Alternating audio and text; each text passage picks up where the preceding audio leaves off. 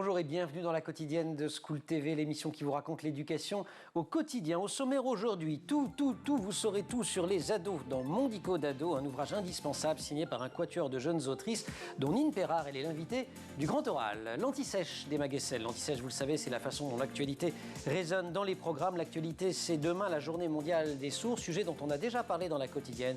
Et Emma Guessel va vous le confirmer, beaucoup reste à faire pour leur scolarisation. L'heure de la récré spéciale Doudou, à quoi sert-il? Pourquoi les aime-t-on? Emma vous dira tout. Et puis enfin, on préparera le shopping livre du week-end en poussant les portes de la librairie de notre chroniqueuse Célie Luton avec une sélection de 3 livres pour enfants et ados. La quotidienne de School TV, c'est maintenant, c'est parti. Grand oral. De A comme acné à W comme washing, en passant par C comme contraception, I comme intimité, R comme rupture, mon dico d'ado parcourt en 150 entrées tous les sujets de l'adolescence. C'est un dico à base évidemment de définitions, de conseils, mais aussi de témoignages. Et il est remarquable sur le fond comme sur la forme. Et alors là, il y a sans doute un secret. Ces autrices, des meufs qui ont l'âge de Zendaya, c'est pas moi qui le dis comme ça, c'est indiqué en ces termes sur la couverture. Et on accueille une de ces meufs qui a l'âge de Zendaya, Nine, excusez-moi, je ne me serais pas permis, mais enfin bon, vous qui l'avez mis, Nine Perrard, qui s'est spécialement équipée pour la sortie du livre. Montrez. Ah, il fallait montrer comme ça. C'est spécial, ce serait dommage, ça se voit pas. Bonjour. Bonjour. C'est d'abord une aventure humaine, ce bouquin, vous la racontez dès le début. L'aventure de Béatrice, Emma, Nine, vous et Léa, vous vous connaissez depuis le collège? Absolument, on se connaît depuis le collège, on s'est rencontrés en 6e, on est devenus amis au fil des ans et donc on a traversé tout ça ensemble et je pense que c'est ce qui fait tout ça c'est l'adolescence, hein, le ça. Oui, tout ça, le ça, c'est effectivement l'adolescence. Et enfin tous les sujets en fait dont on parle et je pense que c'est ce qui fait la singularité de ce livre qu'on l'ait écrit avec ce vécu commun et tous ces souvenirs. Et alors quand vous écrivez, ça marchait comment? Vous arriviez sur un sujet, l'une d'entre elles disait à l'autre, et tu n'exagères pas, tu te souviens pas, t'étais comme ci, t'étais comme ça? Je pense qu'on connaît bien nos biais chacune, donc c'est vrai qu'on se régule entre nous et aussi parce qu'on se connaît bien, donc on ose le faire. Et c'est ce qui nous permet aussi d'avoir un ton qui soit assez uniforme, bien qu'on soit 4 autrices. Ouais, c'est vrai qu'il y a une grande unité. À l'époque, vous aviez ni Instagram ni TikTok. Absolument pas, on avait Facebook. Très jeune, Zendaya va être très jeune elle aussi. Vous avez grandissant. Quand même. Ouais. Et avec tout ça, vous dites, on a découvert des choses essentielles trop tard. Et ça allait, dites-vous également, de comment se masturber à faut-il conserver son attestation de sécurité routière 2e niveau? Oui, il y a des choses très pratiques et des choses plus de l'ordre du personnel, on va dire. Et de l'intime. Absolument. J'ai pas cité le nom de Pernelle Marchand. Alors elle, vous l'avez rencontrée plus tard, je crois. Oui, c'est ça. C'est l'illustratrice et les illustrations comptent pour beaucoup, je trouve, dans la réussite du bouquin qui est hyper coloré. Je vais montrer un exemple, paf, pris au hasard, voilà. Ça se lit extrêmement bien. Sur certains sujets, vous avez quand même fait appel à des expertes. Oui, en fait, on n'est pas autrice à l'origine, comme tout le monde, j'imagine, avant de démarrer. Donc c'était hyper important pour nous que sur les sujets qui étaient un peu techniques, que ce soit de l'ordre de la psychologie, de l'ordre du fonctionnement du corps, ou même certains sujets de sexualité, ou par exemple tous les rappels de loi, etc., que ce soit relu par des gens dont c'est le métier et qui savent aller chercher les informations qu'il faut. Mais ça donne également des informations hyper précises.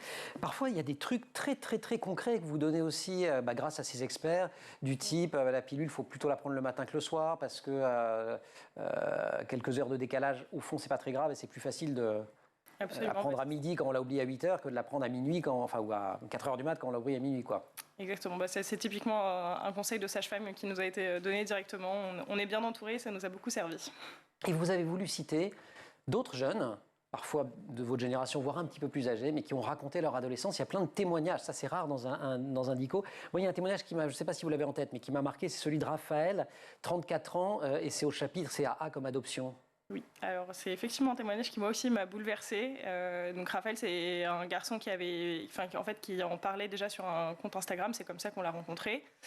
Et qui a été très généreux dans le partage de son histoire et effectivement qui propose une histoire qui est peut-être un peu différente de l'image d'Épinal qu'on peut avoir de l'adoption forcément positive pour les enfants et je pense que c'est quelque chose qui est très important de remettre en question aussi. Voilà, témoignage d'un adopté, témoignage au pluriel, c'est son compte Insta. Il ne savait pas pourquoi il avait été mis à l'adoption. Il a découvert son dossier d'adoption.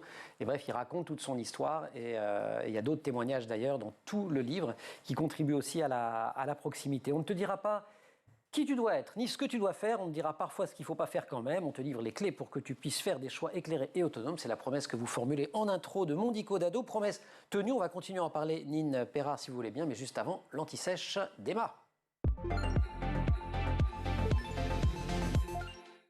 Emma, bonjour. Bonjour. C'est demain la journée mondiale des sourds. On en avait parlé déjà dans l'émission de la question de la surdité et de la scolarisation des enfants sourds. On va faire le point sur la prise en charge de ces élèves. Et oui, il y a encore beaucoup de chemin à faire et il est difficile d'être un enfant sourd aujourd'hui en France. C'est en tout cas la conclusion d'un rapport qui date de juin 2021 et qui a été piloté par le Conseil scientifique de l'éducation nationale. Un rapport dans lequel on pointe du doigt le manque de recul que l'on a sur la scolarisation des élèves sourds. Des études sont bien menées, mais elles ne permettent pas d'avoir une vision d'ensemble du niveau académique des élèves sourds, ce qui montre bien que le sujet n'est pas maîtrisé de manière optimale. On a en revanche un chiffre, 10 000, c'est le nombre d'élèves sourds scolarisés aujourd'hui en France. Et là, ce qui est important, c'est de définir scolarisé. Est-ce qu'on est en milieu dit ordinaire ou dans des établissements spécialisés? Les deux. En fait, un élève sourd peut être scolarisé dans une classe ordinaire. C'est même le cas des 3/4 des élèves sourds. Dans ce cas, il peut bénéficier d'un ou d'une AESH, accompagnant des élèves en situation de handicap. Le problème, et on en parle beaucoup en ce moment dans l'actualité, c'est qu'on manque cruellement d'AESH sur tout le territoire. Et dans les faits, ça veut dire que ça peut compromettre la scolarisation dans un établissement ordinaire d'un élève sourd ou en situation de handicap en général. Le week-end dernier, par exemple, avait lieu une manifestation de la communauté des sourds pour leur donner de la visibilité. Et parmi les pancartes, on pouvait lire ceci sur celle d'une maman: Olivia, 7 ans, sourde, pas d'école, pour l'accueillir en 2022. Et comment se fait-il? En fait, ça va très vite. Soit il manque un ou une AESH, ou alors l'établissement ne dispose pas de matériel pédagogique adapté. Par exemple, sur le site de l'Éducation nationale, on parle de ce dispositif, un micro-cravate en fait, que porterait l'enseignant pour permettre de transmettre le message directement à la prothèse auditive de l'élève. Ça, c'est pour ceux qui ont un petit niveau d'audition malgré tout. C'est plus les malentendants. Voilà. Pour tous les élèves sourds. Et puis en plus, il faut des moyens financiers que tous les établissements n'ont pas. Il y a aussi une autre solution, c'est qu'un interprète en langue des signes française puisse être présent, mais là aussi ça demande des moyens et c'est pas du tout le cas de tous les établissements. Est-ce qu'on peut éventuellement concevoir dans les établissements publics, en milieu dit ordinaire, mais dans les établissements spécialisés? Alors déjà, quand on parle d'établissements spécialisés, il y en a deux. Il y a les ULIS déjà, unités localisées pour l'inclusion scolaire, qui accueillent des élèves en situation de handicap. Et puis il y a aussi... C'est tout handicap confondu, les ULIS? Tout handicap confondu, absolument. Et il y a aussi les PEJS, les pôles d'enseignement de jeunes sourds. Là, c'est vraiment pour les sourds. Il y en a 16 en France, mais seuls 6 proposent un parcours bilingue complet. Bilingue?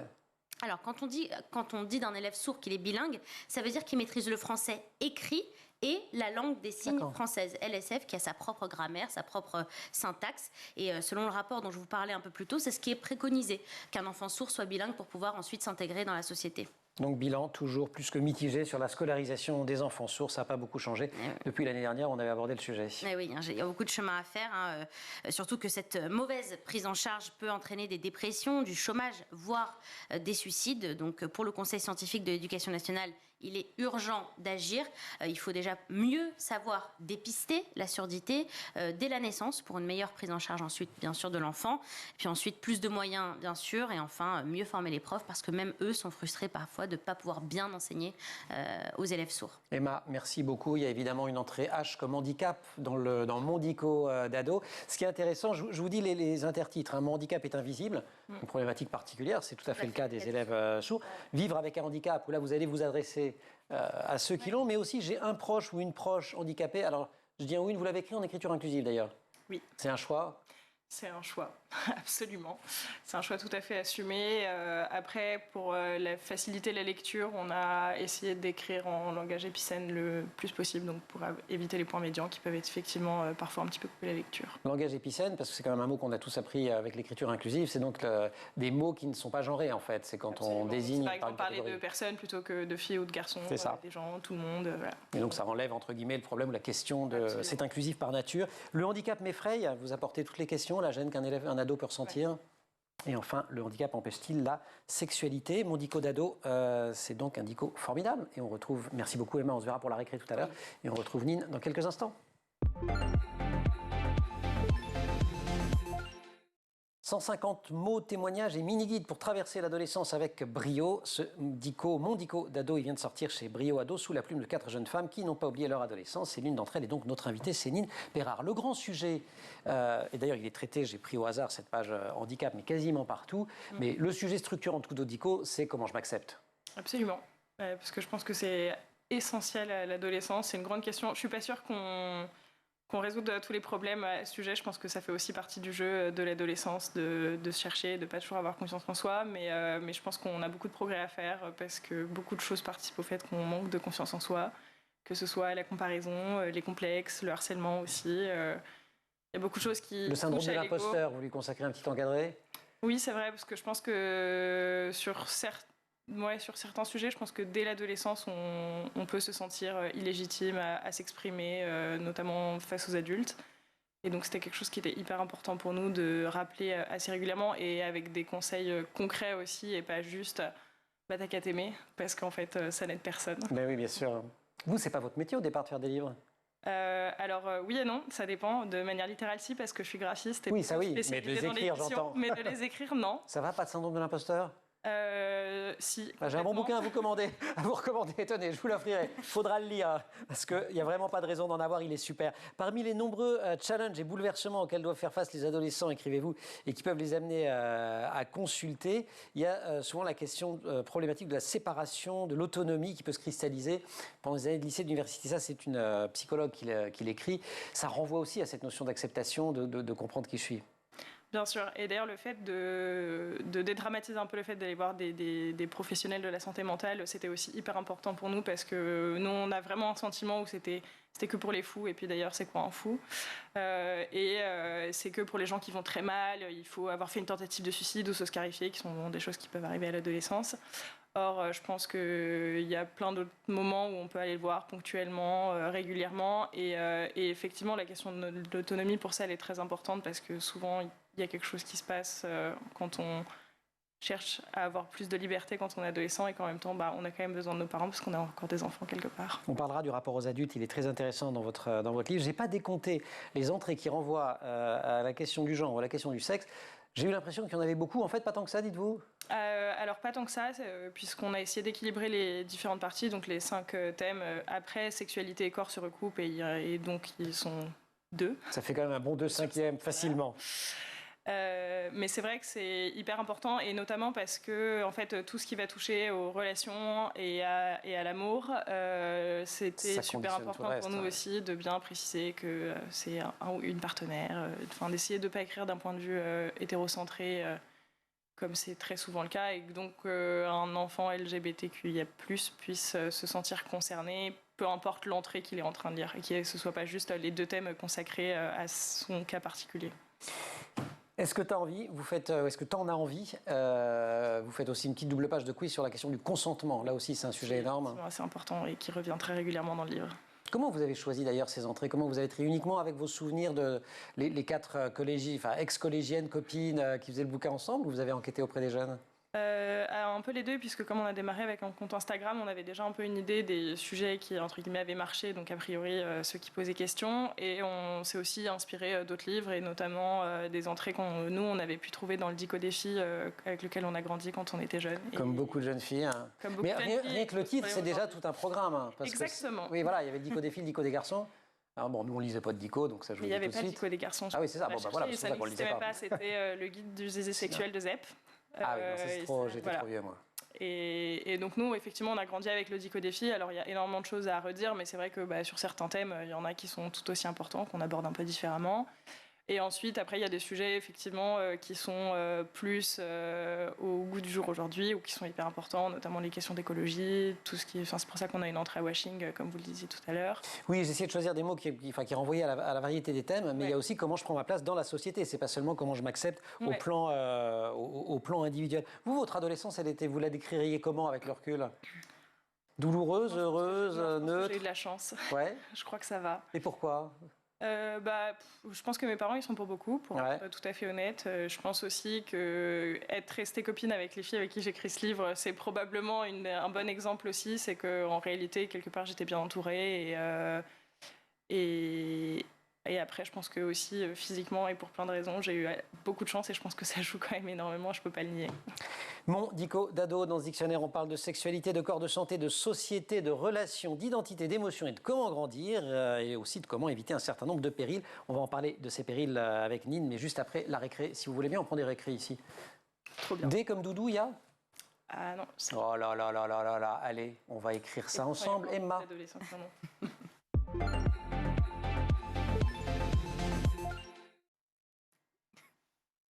Bonjour Emma. Bonjour Emmanuel. Bonjour qui alors? Alors vous avez le privilège de rencontrer mes doudous, donc Monsieur le Cochon. Bonjour Monsieur le Cochon. Non mais juste, avouez quand même, il est trop mignon. Extraordinaire. Il est d'une douceur inégalable, je vous assure. Vous avez... Oh là là là là là là là là là là là là là. Et Monsieur le Panda. D'accord, c'est des noms très originaux. Hein. Oui, Monsieur le Panda, voilà. Bon, Panda, Cochon, alors lui... Vous n'avez pas de doudou-fille par exemple? Ah oui, c'est vrai, bon non, Okay. c'est des messieurs chez Non, mais c'est noté. Voilà, ils sont mignons, non? Ils sont super mignons. Vous savez de quoi je vais vous parler? On va parler des doudous. Mais oui, bien sûr, c'est une récré doudou, parce que si vous avez des enfants, vous qui nous regardez, vous savez à quel point le doudou est essentiel pour un enfant. Ça les rassure, et puis gare à vous si vous le perdez, mais encore plus gare à vous si vous avez osé le laver.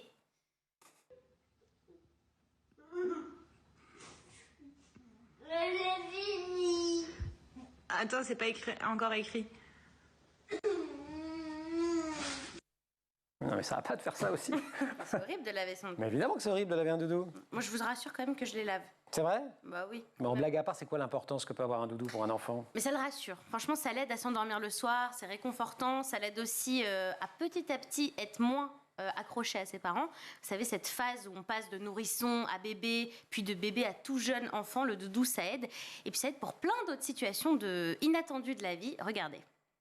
Ce qui est primordial quand on fait la vérification du VSAV, c'est que le petit nounours soit présent. Pourquoi? Ça permet aux enfants de nous dire où ils ont mal. Et bien sûr pour le réconfort. Et on le laisse aux enfants. Franchement, ils kiffent. Non?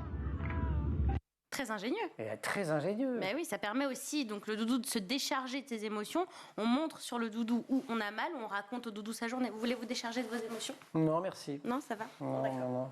Ok, bon en tout cas il n'y a pas d'âge pour avoir de doudou, vous l'avez vu. Et puis surtout ne culpabilisez pas votre enfant ou votre ado parce qu'il dort encore avec son doudou. Et des adultes qui dorment encore avec leur doudou. Pourquoi t'es méchant avec les doudous? Waouh. C'était une imitation de... Tais-toi s'il te plaît. Moi, je veux sortir de là, moi. Qu'est-ce que vous m'embêtez là? Bonjour, Madame Nine. Bonjour. Bonjour, Madame Emma. Oh là là, mais alors comment vous appelez, cher monsieur l'ours? C'est un monsieur ou une madame? Je m'appelle Gros Ours. Gros ours. Tu sais jouer à cache-cache? Bah, je vous présente monsieur Tu sais Cochon. jouer à cache-cache? Bah oui, je sais jouer à Compte cache-cache. 3 en fermant les yeux. 1, 2, 3. Je suis caché. Voilà. Ah là là, à chaque fois vous Comment ils s'appellent, les copains? Monsieur Cochon et Monsieur Panda. On va jouer, les copains? Mais oui. Allez, on va jouer. Allez. Bon, ben voilà. Quoi? Mais vous m'épatez. Pourquoi je Franchement. m'épate? Mais parce que à chaque fois vous me faites des surprises comme ça. Bah je oui, pense vous que faites c'est des moi surprises. qui vous Vous en faites fais parler et en de fait doudou. c'est vous. Voilà. Pourquoi t'as pas mis de trucs sur les doudous, la dame? Parce qu'on l'a oublié. Ah bah voilà, parce que Mais moi c'est je peux faire très un bonne entrée témoignage, pour je le- peux faire le témoignage. Vas-y, fais le témoignage. Je te parle, le téléspectateur. Il y a des adolescentes et des adolescents qui ont des doudous. Et je vais... Non, je vais pas donner les noms. Allez, grand oral. Et me voilà brouillé avec quelques adolescentes et adolescents. Je réglerai ça à la maison. L'adolescence, âge des possibles, âge aussi des périls, je cite la psy qui vous a aidé dans la rédaction de Mondico d'ado. Les raisons qui amènent les adolescents ou les adolescentes en consultation sont très variées et peuvent être plus ou moins aiguës ou extrêmes, comme la phobie scolaire, l'anxiété, des crises de panique intempestive, un mal-être généralisé, des idées suicidaires, scarification, je ne vais pas tout citer, troubles du comportement alimentaire, démotivation, etc. Ils ou elles n'arrivent plus à fonctionner et se sentent très impuissants. Nine Perra, si vous voulez bien, on va passer en revue certains de ces périls, en précisant quand même avant de commencer que vous avez un choix là encore structurant qui est, vous leur faites jamais la morale. Non. Enfin, en tout cas, vous ne donnez pas ce sentiment. L'ado qui sommeille en moi n'a pas senti qu'on lui faisait la morale, par exemple. Tant mieux, pari réussi alors.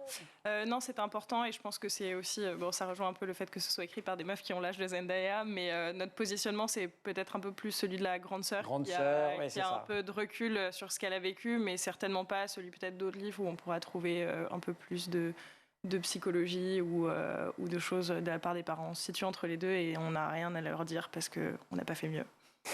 Si on prend un exemple concret, l'alcool par exemple, alors vous leur dites que c'est quand même pas super bon pour la santé, mais vous leur dites pas frontalement de ne pas boire quand elles boivent trop en soirée par exemple. Qu'est-ce que vous leur dites? C'est complètement irréaliste. Ouais, c'est ça. En fait, c'est notre positionnement aussi, c'est de donner les informations qui sont censées être dissuasives. Hein. C'est de la même chose pour les MST, quand on lit le détail. A priori, c'est... Ah oui, il y a un tableau très dissuasif, je dois dire. On a tout, la gonorrhée, le truc, le machin. Rappeler les je sais risques, plus où elles sont, mais je l'ai vu, ce tableau. Rappeler les risques tels qu'ils sont et en même temps, pas ignorer le fait que de toute façon, ils vont boire. Donc, une fois que tu as bu, comment tu te protèges? Si tu dois rentrer et que tu es bloqué quelque part, comment tu fais? Si tu as un copain qui est pas bien, comment tu peux l'aider? Ouais. Et ça, c'était hyper important et c'est des choses très concrètes que je pense qu'on a tous vécues et que je pense que c'est important de les prendre en compte. Il est là le tableau des IST, les infections sexuellement transmissibles. Vous voyez, il y a plusieurs entrées. Les symptômes. Voilà, caractéristiques, transmission, dépistage, symptômes, conséquences, traitement. Et puis bon, là, dans les symptômes, on ne se pas super réjouir, mais c'est bien, c'est informatif. Sur ce sujet, comme sur plein d'autres, il y a cette idée que les adultes peuvent être des alliés. D'ailleurs, c'est intéressant quand on vous demande, vous, votre adolescence, un des premiers trucs que vous dites, c'est ça s'est bien passé avec les parents, quoi. Ouais, et j'ai un exemple très concret d'ailleurs là-dessus, c'est qu'un jour j'étais adolescente et j'étais en soirée, il y avait quelqu'un qui était vraiment pas bien et on ne savait pas quoi faire parce qu'on était adolescents et j'étais la seule qui était suffisamment à l'aise pour appeler ma mère et lui dire qu'est-ce que je fais, est-ce qu'il faut que j'appelle SOS médecin, et typiquement ses parents à elle, on ne pouvait pas les appeler et en réalité je pense que si ça avait, on aurait probablement trouvé une solution. Mais je pense que ne pas avoir cette confiance avec les parents, ça met souvent plus en danger qu'autre chose et ça c'est aussi un travail de la part des parents à faire, j'imagine. Et vous leur signalez aussi plein d'adultes qui sont des tiers de confiance, pas seulement les parents, parce que parfois ça ne fonctionne pas avec les parents, et vous renvoyez vers eux. Vous faites quand même, alors vous dites que ça ne suffit pas, mais vous faites, j'ai montré le tableau sur les... Il y a le même tableau que sur les IST, sur les drogues par exemple. Ouais. Vous faites quand même un gros pari sur l'information et sur leur capacité à faire le tri. En fait, nous, on a appris énormément de choses en écrivant le livre, et on s'est dit, mais... Quand même, nous, par exemple, pour revenir au MST, on nous avait parlé surtout du sida. Je pense qu'il y a un peu un côté post-années 90 là-dedans, évidemment.